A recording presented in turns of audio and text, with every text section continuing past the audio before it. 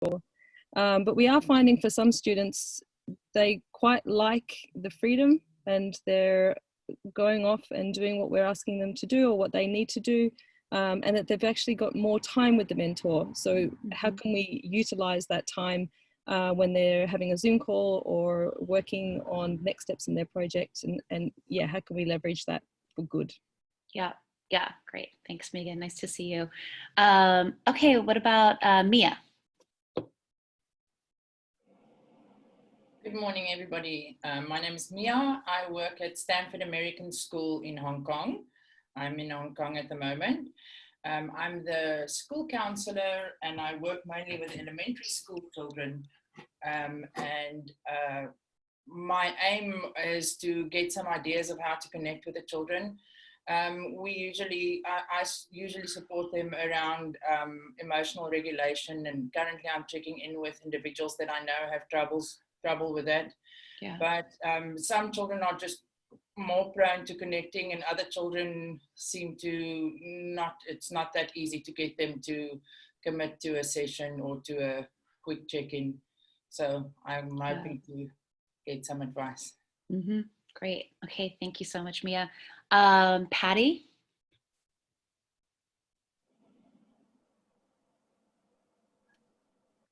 Hi, everyone. Hi. I'm Patty. I work with Lisa at Concordia International School in Shanghai, and I'm also an instructional coach in literacy.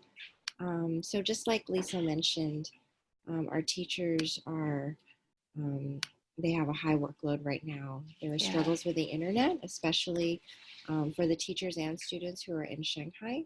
Yeah. So as we explore increasing video usage, whether for SEL, mentoring, or just academic lessons, we're considering whether kids are able to access the internet smoothly for us to be able to do that.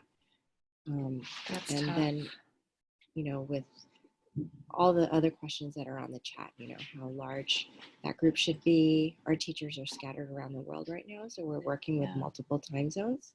Yeah. So there's just a lot of, I guess, bumps that we see coming ahead, and it'd be great to hear everyone's ideas on that. Great. Thank you so much.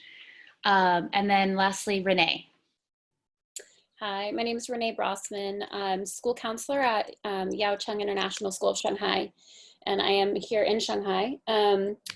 I work closely with our homeroom teachers, our advisory program, and we've been meeting with them. They are also scattered all over, and you know they're floundering, trying to find ways to connect and makes a meaningful connection with them online. Our kids are also scattered, as everyone is. So. Trying to maybe look for some ideas and new ways, innovative ways to help them feel confident in trying to find ways to connect. Because I think everyone's feeling unsettled right now, right? So I'm trying to support them as along with trying to find my own ways to connect with the students that I'm most concerned about. So great, yeah. Excellent. Thank you so much. I think that's everybody. Speak up if you haven't. Yeah, I think we've got everyone. Okay, great. Well, that's super helpful. And I mean, it sounds like there's several themes. I mean, the internet challenges for folks that are in China right now, I think is a significant challenge. But the whole, you know, the high workload for teachers right now and the stress and the adapting that they're undergoing while they're still maintaining those relationships with students and trying to figure out the best way to do that sounds like another theme. Of course, developmentally, it depends, you know, from elementary school up to high school. So that's another consideration. So hopefully we can share some ideas and strategies, and I'll pipe in as well. I think right now what I'm thinking is that at the end of this call, I'd like to gather some of the people in the community that support schools for us to work together on coming up with some solutions, activities, ideas, etc., that could help all of you. So that will come. So if we can get started on safety first, I think maybe the best way to do this is I'll share some thoughts around safety and ethics, and then I'll stop talking. And then if you all can share what you're doing to protect student safety or even faculty safety, anything else that's coming up that you think would be helpful to share that's working, challenges that you're having, questions that you might have for each other, that would be great. So I'll just get started. I put together just a quick list of things to think about, not to overwhelm you, but to be thoughtful of. The first is around boundaries. And in any mentoring or advisory program, you'll have, gone over, hopefully you'll have gone over boundaries, and sort of norms, expectations for those sessions. And when we have our online meetings for mentoring and advisory, we have to do the same. So, and we have to revisit those norms and boundaries. So, this is a conversation about how we connect, what it looks like when we are in a group setting, if you're doing group mentoring online, but also outside of the formal meetings. Is it okay for students to connect with teachers, and in what ways are appropriate?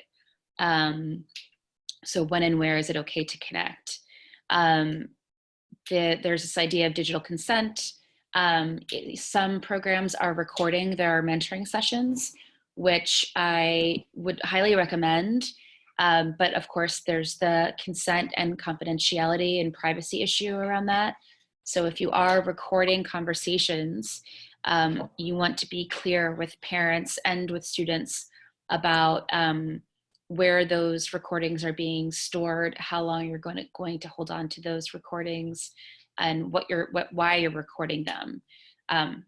Why you might be recording them would be to, one, it just adds another layer of safety, sort of protection.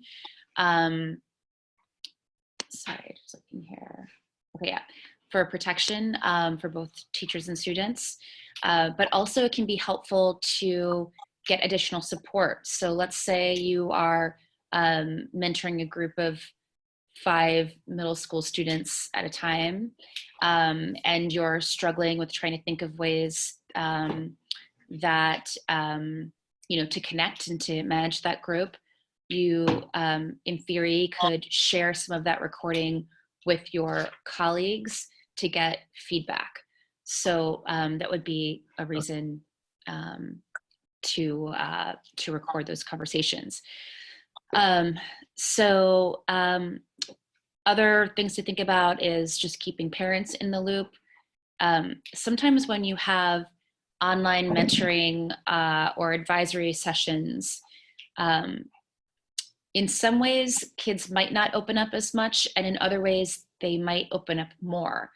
You might find students opening up more if there's a text-based opportunity. So if they are emailing or texting the mentor, sometimes students will feel more comfortable in that space to open up and share because it feels a little more anonymous, and there isn't the scrutiny of their peers.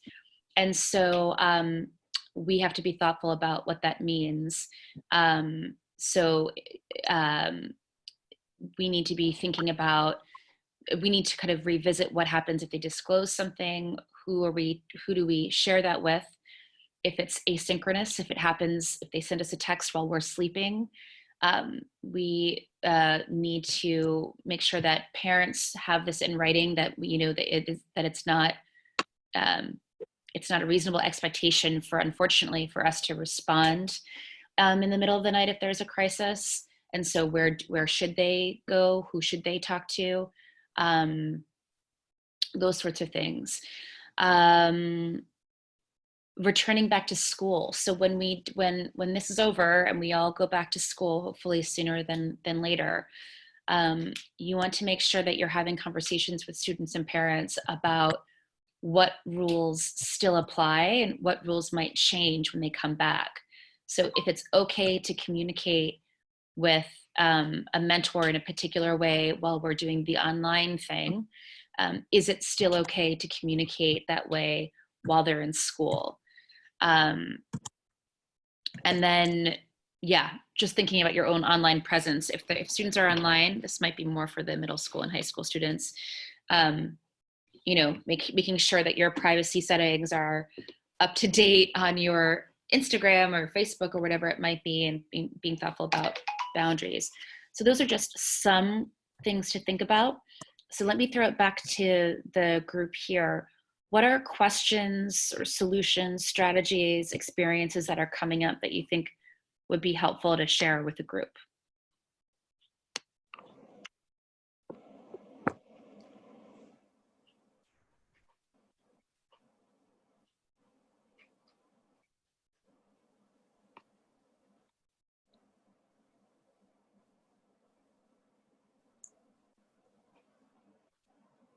I'm being okay with silence just in case people are thinking about it or in the process of unmuting. Ellen, I just put into the group chat, but Yeah. I will maybe elaborate. What we've been trying to do is put together some guidelines for teachers to help them with what to do online. And I don't think they're finished yet, especially just listening to some of the questions you just asked. But I'm hoping that this will help so that an advisor knows what is okay and what's not okay, and the expectations of parents and expectations of students. But we're kind of doing this on the fly a little bit as we develop. Yeah, absolutely. I think just like a quick cheat sheet for teachers of ethical and safety issues to consider so that they feel, so teachers feel safe and protected too, you know, that they're doing the right thing. But then of course to keep our students safe, it is really important. And that's the next thing I'm working on. WAB had asked for like a list for teacher guidelines. So I'm going to put some together, which I'll share with all of you. But then, like you said, Megan, just making sure that you are putting some of these considerations into writing and sharing them with parents so that everybody is clear about, you know, when to talk, when is a concern, who to talk to, what the expectation is of response time for that. What is our duty of care during these very particular circumstances? Yeah. Something I hadn't thought of was time boundaries. And one thing we're experiencing is kids are feeling pretty stressed with all the things they have to do when there's not that clear distinction of, okay, this is the school day and this is after school. Yes. And something I didn't even realize, and maybe it's time zones and things, but most of my classes are in WeChat groups. So they can be texting me any time of the day. And since it's on WeChat, it's not like a burden for me, but I've been replying whenever those messages come in. And maybe I need to start enforcing like, have you been working this whole time? You know, take a break. You need to do something else for a while. And time zones are difficult with that because the kids are all over the world too. Yeah. So maybe that's during their 8 hours and I'm off of my 8 hours, but right. And also I think teachers need to be not sending messages throughout the day because kids need that break too. So yes, that's not something I hadn't really thought of. Yeah, Jared, I think that's such an important point on a few levels. So let me just kind of break it down a little bit. And first of all, one of the questions was around staff burnout.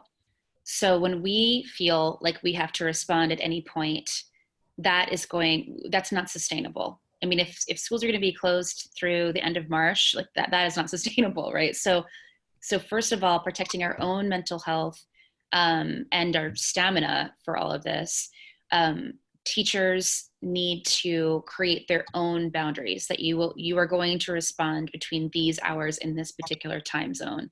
And then being very clear with students about how you might not always respond right away because you have to sleep as well. You need to take care of yourself, and you're modeling that for everyone else so that you've got an 8-hour day, just like the students should technically have an 8-hour day, you know, and so you'll respond within that time period. And then, so being, you know, holding yourself to that standard, and then also articulating that to students, putting that in writing for parents, all those sorts of things are really important. The other piece is with online mentoring, whether it's during this coronavirus time or just in any kind of electronic mentoring program, it's very clear, it's very important to set boundaries anyway. So, and it's an important conversation to have with students now up front. So when you do come across a situation where a student is texting you at all hours of the day constantly, for example, or emailing you, you can refer back to that initial conversation and say, remember when we talked about how it's really important to have school time and downtime, and that's important for me as well. This is what I'm talking about. So just want to remind you, these are the hours I'm available. So yeah, I think that's really, really important to be explicit about with everybody.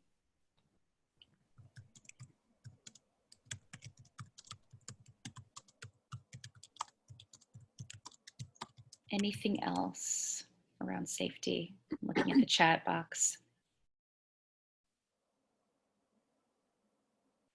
Okay. All right, I'll move on then.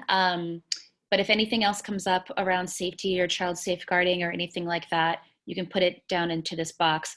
I will say, I mean, this is it. I was thinking about adding this to the list, and maybe I will for the sort of like the guidelines around safety. When, we're all, you are all, I'm saying we as if my experience has changed, but all of you who are all over the world, some of you at home, some of you not at home, adjusting to this online experience. I mean, we're all, as you said, Jared, we're in different time zones, we're in different situations. Our home lives are different. We might be staying with friends. We might have little access to the internet. Our parents might be under a lot of stress. Our parents might not be around, whatever it might be. And so we all have different experiences, and we're adjusting to all of those experiences. So one thing that you can, for mentors, definitely for counselors, but for mentors or for your classroom teachers that might be connecting on an additional level with students, for them to be paying attention to the background, if there's a lot of interruptions for the student, if they're talking to you online using video communication, if there is, just kind of paying attention to their environment as much as you possibly can will help you understand the setting they're in. And it might also, lead you to reaching out to a counselor to saying, seems like they're in a kind of a chaotic environment right now, and this might be someone you want to be spending a little extra time connecting with, or talking to the parents about how to create an environment that's conducive to learning if it's possible. I guess that's the other thing I wanted to say. Okay, let's move on. I wanted to also talk about relationships. And can everyone see my screen? Just if someone can say yes. No, okay, thank you. No. Here we go, okay. Okay, so relationships and belonging. So a lot of this is from this document that you may have seen if you got my first email inviting you to this chat. But there is in the United States, there is a organization called the National Mentoring Partnership, and they're like a clearinghouse for research and best practices and connecting practitioners with researchers and that sort of thing. And they have what is called the Elements of Effective Practice, which is a document that is research-based on all of the most effective practices for running mentoring programs, whether they are school-based or community-based. And recently I contributed along with several colleagues on a sort of an additional feature to that document, all on e-mentoring. And so some of this comes from that document, and if you haven't seen it, I will include it in the follow-up email to everybody after this. But they talk about, among other things, including safety, they talk about building relationships online. So I thought I'd just identify a few things for all of you. And then again, please pipe in with ideas, things that have worked, things that are getting in the way. So there's this idea of electronic chemistry, how we can connect with each other online. And this idea of hyper relationships. Hyper relationships is this experience where relationships are actually deepened because they're online. And like I said, sometimes if it's like, sometimes students feel more comfortable communicating via text communication around things that are a little more personal compared to how they might in like a group circle setting in person. So sometimes you see relationships forming even more strongly. And then there's this idea of electronic chemistry, which is how we're able to connect and click with people online. For electronic chemistry to happen in mentoring relationships, there needs to be an experience of mutuality, which is true in in-person mentoring too. And that means that if let's say we're meeting with a small group of students, let's say 5 to 8 students online, and maybe a question a mentor has for the group is, how are you, just something simple, or maybe not that simple, how are you adjusting, or what's your new learning environment like?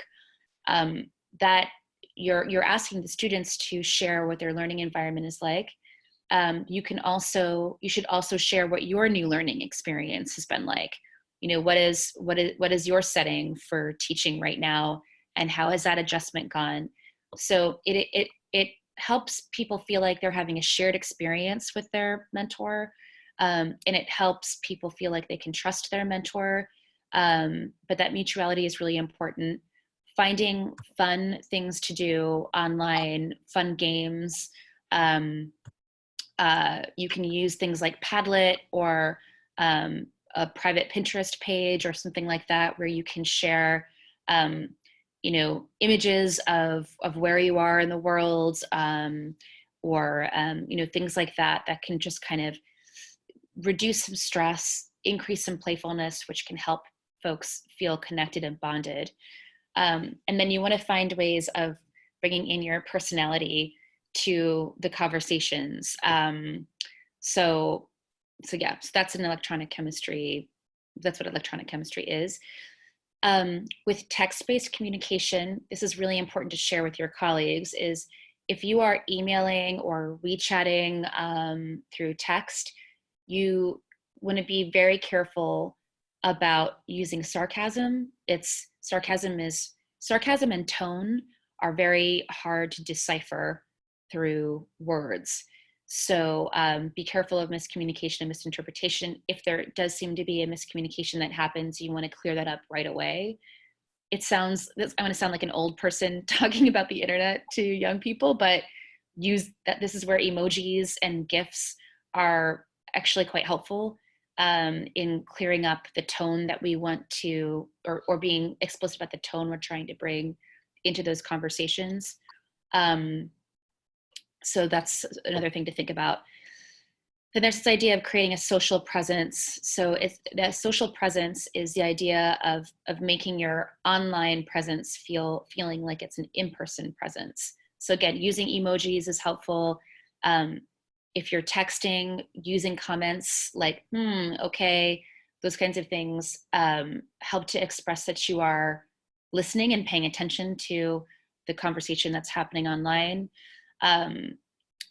You want to describe your nonverbal reactions to things. So like, when I got your email about you finding your new favorite ice cream place, it made my stomach growl, or that story about, this or that made me crack up laughing, or something like that. It's just helpful to show that you are a human being, you are connecting to students, and you are listening to them. And then frequency of contact. So this is a tough one, while being cognizant of not burning staff out.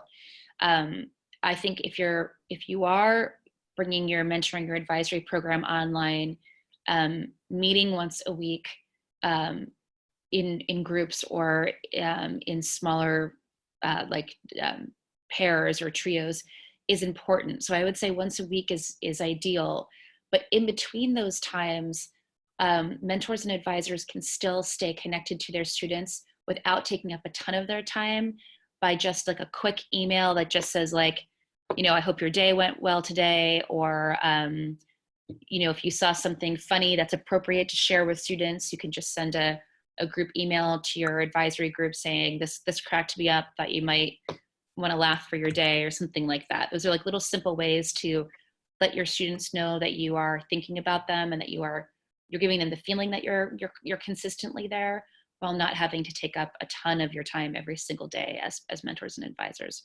And then the last thing I would say is that I think that this is an excellent opportunity to bring your students more into the mentoring and advisory experience by asking them, what tools do you use to connect? How do you have fun online appropriately? And what might we do together to have fun, to bond, to talk about our experiences, to share images and stories about what's going on with us. So, use them as resources. So I'll stop talking now, and I'd love to hear any other thoughts or questions, things that are working when it comes to relationships from all of you. So go ahead. Yeah. I can So share. for me, go ahead. I was just going to share just a quick thing that's semi-working. We usually have a space at school where kids can come during recess, during lunch. The younger kids usually come. So I'm trying to recreate that online because they miss their friends. They miss, just hanging out and playing games. It's a digital-free zone at school. So we've created like a game place twice a week where I've encouraged any teachers, including, definitely the younger teachers, because of the kids that are coming online, and then playing like Pictionary. We did like Storyline, where we each took a turn, checking in too. And those kids that really need that connection are the ones logging in. And it's not a ton of kids, but I feel like it's meeting the needs for a couple. And it's like right now, it's kind of like that. You're just trying to meet, just throw out whatever you can to meet this variety of needs, and absolutely hope they take it up. So that's been working. I love that idea. I mean, games are great. There's tons of online games that are appropriate, but you can also just do it even in a video chat. You can play games. But yeah, I think that's it is a low pressure way to stay connected with students and for students to feel connected with each other. So that's a great idea.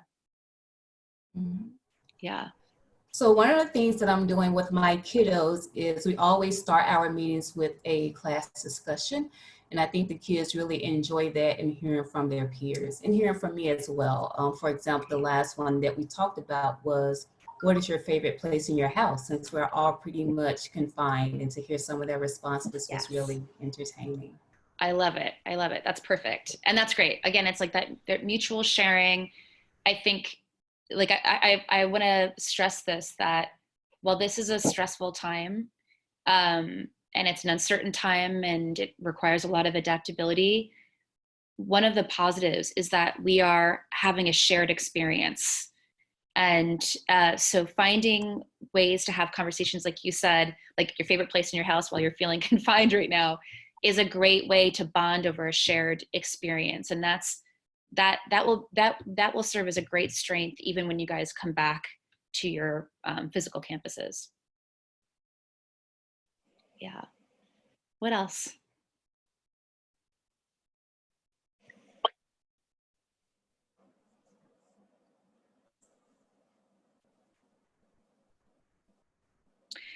Well, I'm going to, I will gather some ideas that I've seen through the school partners that I work with, people that have posted ideas, activities, games, ways they are finding to connect with students. So I'll add that to the list of resources for all of you. yeah, someone just like, can you please share online games you'd recommend? Definitely. So yeah, and if there are online games that any of you would recommend, put it into the chat box, or you can email me and I'll collect everything and put it in an email back to all of you, and I'll post it online for the general public. So I'm going to move on to some of the questions that are here in the chat box. And then I'll open it up to any other strategies, questions, thoughts that people would like to share. So let's see. The burnout question. So frequency and duration of support, for advisory and mentoring, like I said, if you can find a way to meet with your students once a week and make that consistent, that is ideal. I know time zones are quite challenging, but ideally once a week, face-to-face, meaning video, is great. And then peppering in those times with emails or WeChat texts, whatever is appropriate, whatever means of technology you're using to communicate, is a nice way for everyone to feel connected. That doesn't have to be like high content, if that makes sense. Okay, we talked about that. How large a group makes sense with online mentoring? I think this is tough. I think for it depends on the age of students. I think you could definitely have, for older high school students, you could have a large group of 12 to 15 students, for example. For the younger ages, smaller groups will be much more manageable for you and for the students. So that might be something as small as 4 kids to 8 kids. And I recognize that makes it very difficult logistically, but that would be an ideal scenario. Okay, great. And then Aleka posted the article that Dr. Suzanne Anderson wrote around the sort of our mental health response, which I highly recommend. I will provide those guidelines around safeguarding for everybody. I will send you the recording of this conversation. Let's see. Okay, where are these conference calls happening? And one of the questions was, some of the kids the calls are happening in their bedrooms, and teachers feel uncomfortable about that. Completely legitimately. It's again, this is one of these weird situations where we're all in weird circumstances, and maybe the quietest, most private place in order to have a good conversation is a bedroom, but that also it could really be inappropriate. So the first thing I'd say is, if that might be something that you send out to parents, talking about where is an appropriate place to have a conference call. But if it is in a shared space in the house, you can share some communication with parents about the need for, quiet, and to let the students feel that they have some space to be open. They might feel a little more able to share things that are on their mind through emails and text, depending on the age, than they might through video, because there might be an audience in the house. And so being aware of that sharing might look different on video versus email or WeChat. But I would definitely say that for both the adults and for the students, that you want to be in one of the common spaces in a house or an apartment, just for optics alone. And for the smaller kids, like for elementary school kids, even for some middle school kids, just knowing that a parent is around, while it in some ways might feel like it's hindering the relationships, on the other hand, I think helps everyone feel safe. So that's something for you to all kind of consider. Parents supporting your children during online learning. Yeah. That whole parent support thing, I need to put more thought into, to be honest with you. But but I think that's another conversation that I'd like to have with maybe folks like Aleka and Suzanne Anderson to think about how we can be most helpful. But I'll throw that back out to you. Any other strategies or tips that you'd like to share with each other that you have found have been helpful, or challenges that you're working on addressing?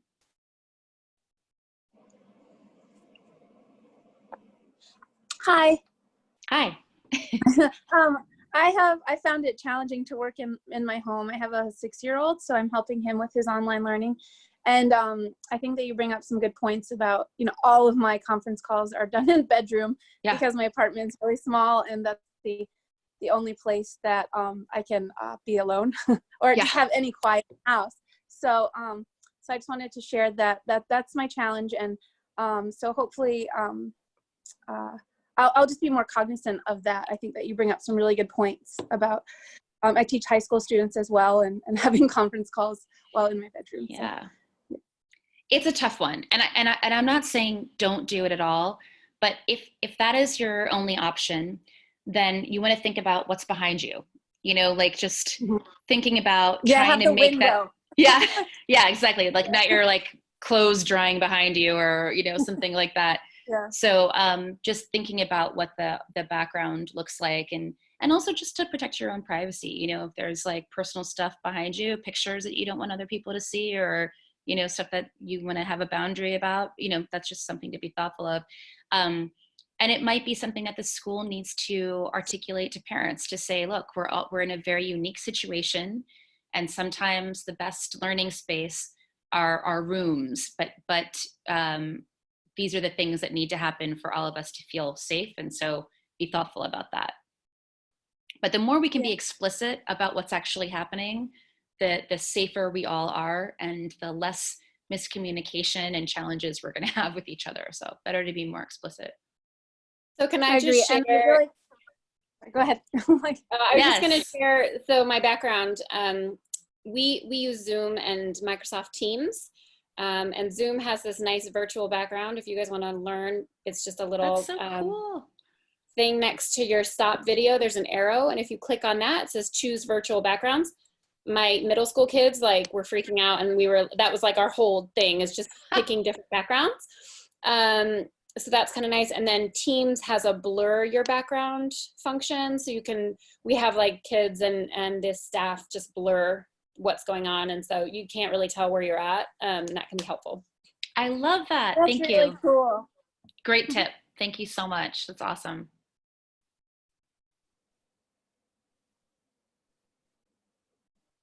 What else? Anything else that people want to talk about? Let's see. Yeah, that's really helpful. Anything else that's working?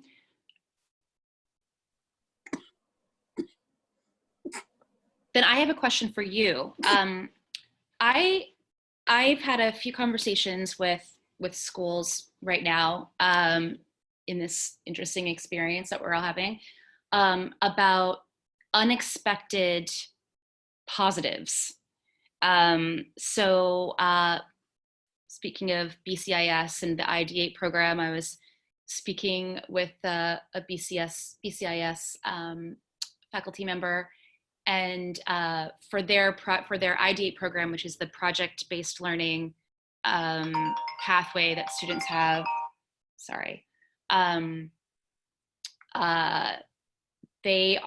she was finding that some students are really thriving because it's a program that fosters independent learning. And so for them, for some of these students, they have been able to be more adaptable to this online experience. And so that's been interesting. I know I've talked to someone at WAB that was saying that they're actually connecting more to students, kind of getting to know students even more than they normally would in person right now. So I'm just curious if there's anything about this experience that's helping your connections with students that you'd like to share. And I definitely, at the end of all of this, when we're all back to normal, I'm really curious to see how it changes, how this experience might impact the way we teach, counsel, and mentor.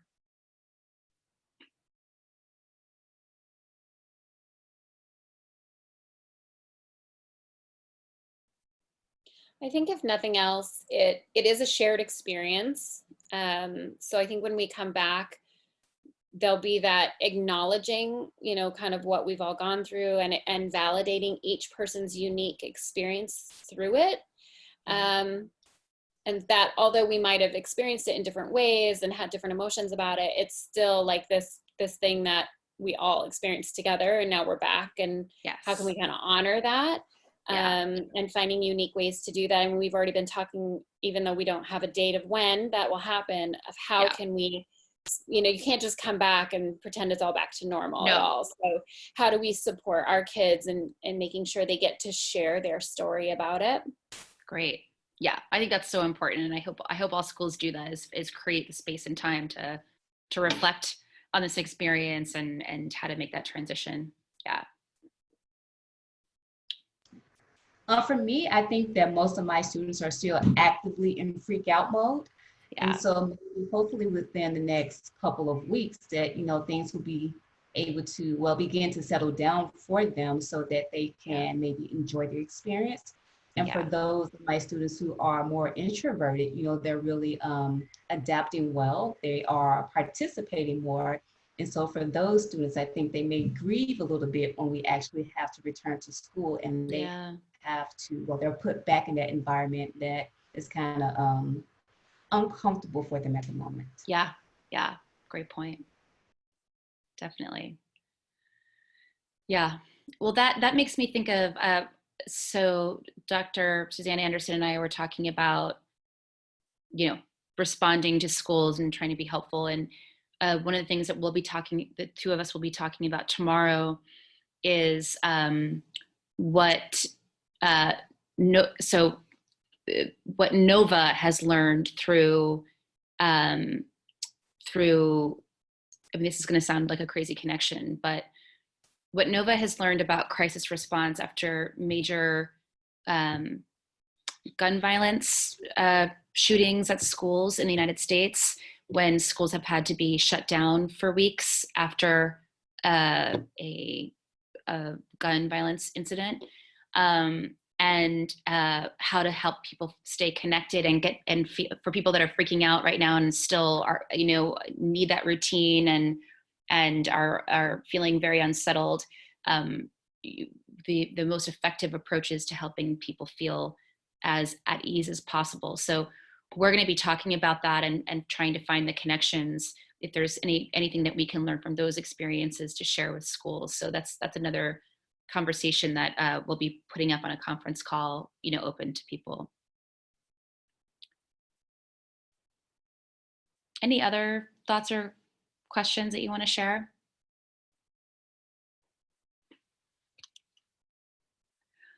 Okay, well, if there are any other questions that you want addressed, whether they are,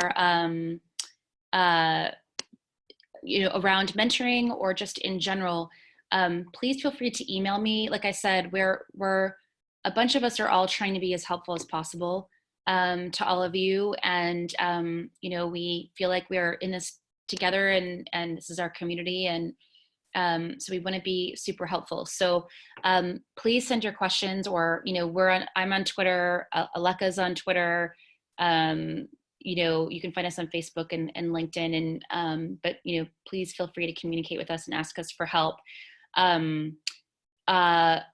If you are, when the follow-up email, when I share resources and the link to this video and that sort of thing, I will also let you know about upcoming conference calls that you or your colleagues might want to jump in on. And then if there are very specific things that your school is trying to address that you think you need more like personalized attention on, you can let me know. And you know, either I can help or I can recommend people that I think would be helpful to you in kind of moving through this time. But I'm thinking about all of you, and I really appreciate you guys being here and everything that you're going through. It requires a lot of patience and adaptability and flexibility and kindness. So I just want to recognize that in all of you, and please stay connected with each other and have boundaries, have time boundaries, take care of yourself, and best of luck, and just know that we're in your corner too. Okay, bye everybody. Thank you. You're welcome. Bye everyone.